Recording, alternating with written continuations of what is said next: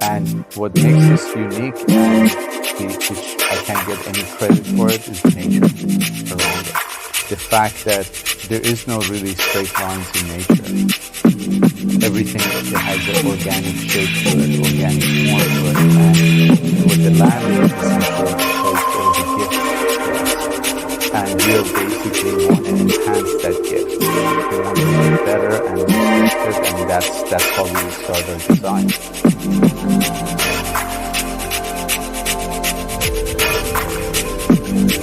The gardens that you see in the backyard, big part of it is elevated deck.